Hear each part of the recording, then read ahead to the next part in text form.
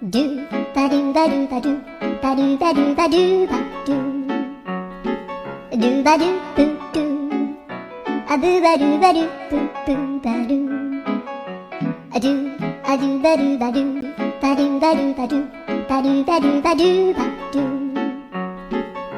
ba do boo do a boo ba do boo boo ba do. Fala aí pessoal, bem-vindos a mais um vídeo do meu canal, o Tipo Heitorzinho. E no vídeo de hoje, pessoal, eu vou comentar o jogo de ontem, a última partida do grupo F, que foi o jogo de Japão e contra a Suécia. Aí o Japão que saiu bem, as duas últimas partidas dessa vez não foi diferente, foi um empate, 1-1. Coisa que ao mesmo tempo estava ocorrendo a partida da Holanda e da Tunísia. Aí nesse vídeo a gente vai deixar mais detalhes sobre, dar uma análise minha da partida do Japão e da Suécia que ocorreu no grupo F. Então vamos para o vídeo. É incrível como esse jogo, que vai ter sido 1-1, ele também foi muito parecido com o que ocorreu do jogo da Holanda, onde teve, o primeiro tempo foi 0-0, ninguém fez gol, foi muito mais aquele futebol posicional, onde o pessoal estava querendo construir jogada.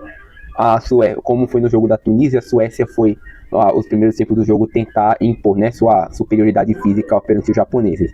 Mas depois os japoneses foram lá cobrindo áreas para a Suécia não poder fazer suas jogadas. Então, os próprios japoneses, construindo jogadas e fazendo mais oportunidades de finalização.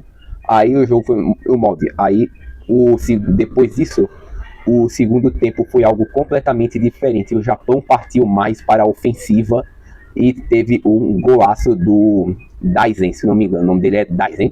Aí esse aí foi mais ou menos o estilo de jogo em todos os jogos do Japão nessa fase de grupo, graças ao seu técnico da seleção, o Moriyasu, que tem essa tendência, que ele é conhecido, o Moriyasu, por ser um técnico camaleão, que dependendo da seleção qual o Japão vai enfrentar, ele muda a estratégia.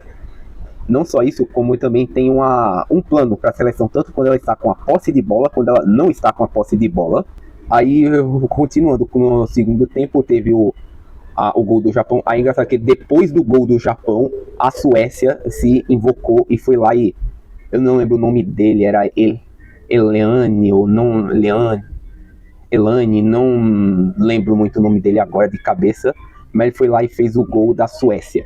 Que acho que até me surpreendi, porque foi o que achava que o gol seria do Viktor Gyökeres, o ídolo do Arsenal, mas acabou que não, velho. O Gyökeres o que ele mais fez foi tentar cavar faltas nessa partida, por incrível que pareça. Que isso foi do Viktor Gyökeres, mas aí eu entendi que no jogo da Suécia a ideia dela era imitar o estilo de jogo do Japão, de botar pressão e cobrir espaços, só que claro, com a diferença de que a Suécia tem a vantagem física dos jogadores. Mas não é só copiar isso num jogo, coisa que o Japão já vem aperfeiçoando. Aí claro que o Japão conseguiu segurar esse jogo 1-1, que foi até interessante, porque porque tinha 3 opções aqui. Se o Japão ele ganhasse ou ele empatasse, ele ia ficar em segundo lugar. Mas se a Suécia ganhasse, ela ia para o segundo lugar. Mas é o que não aconteceu. O Japão conseguiu fazer o jogo todo, até os acréscimos,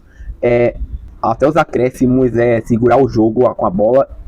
Aí a partida acabou empatada, 1-1. Aí pra quem desmerece o Japão, minha gente, porque ele foi o cara que menos sofreu gols do grupo F, porque você vê, até a Holanda recebeu o quê? 2 gols do Japão, um da Suécia e um da Tunísia. A Suécia recebeu 1 gol da Tunísia, 1 gol do Japão e recebeu uma goleada da Suécia. A Tunísia nem se fala, e o Japão... Praticamente, se você ver, foi o cara que só levou 2 gols da Holanda e 1 gol da Suécia, ou seja, 3, foi o que menos levou gol. Ou seja, coisa que como se do grupo F o cara tiver os meio-campos e os zagueiros do Japão fizessem um ótimo trabalho. Inclusive o goleiro, que eu esqueci de mencionar a participação dele nos outros 2 vídeos, que inclusive foi crucial a participação nos jogos do Zion Suzuki.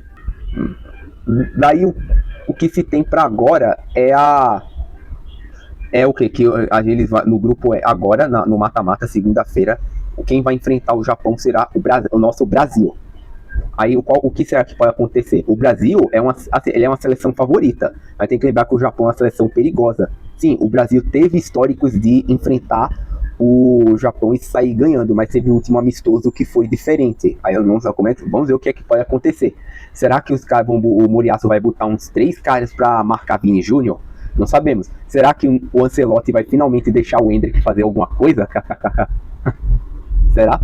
Daí com isso aí o grupo F foi a Holanda ficou em primeiro, o Japão saiu em segundo porque o Japão já aceitou que ia ficar em segundo porque ele tinha o objetivo de ser o primeiro do grupo, coisa que ele não vai ser depois parece que foi 3-1 que a Holanda fez na Tunísia, eu não lembro. Aí assim, aí depois do gol da Suécia o Japão pensou assim, talvez seja melhor a gente ficar com o segundo lugar, já tá de bom tamanho. A gente vai enfrentar o Brasil. Porque nisso a Suécia quer dizer, a Holanda vai enfrentar o Marrocos e talvez assim, a Suécia que está disputando um dos melhores terceiros lugares, pode correr o risco de enfrentar uma França. Vale a pena o risco? Aí outro detalhe interessante da partida foi a questão, o desempenho assim, que dois defensores da Suécia tiveram que sair assim por excesso de esforço físico. Aí imagina, né, uma seleção assim fisicamente inferior ter causado essa exaustão física em defensores suecos. Né? O Japão está se mostrando ser perigoso. Mas vamos lá, né? Esse foi o vídeo, pessoal. Essa foi a minha análise. Aí eu vejo vocês depois do jogo de segunda do Brasil e Japão. Vamos ver o que eu estou torcendo pro nosso Brasilzão. Vou ser bem imparcial com as minhas análises, como eu fui com as outras. Vamos ver se o Blue Lock demonstra ser o Blue Lock, se ele é real ou não. E até o próximo vídeo, pessoal. Falou! Gostou do vídeo? Olha, então se inscreva no canal, compartilhe, dê o like, ative as notificações, ative o sininho, deixe nos comentários o que achou do vídeo, faça de tudo para ajudar o meu canal a crescer. É isso aí.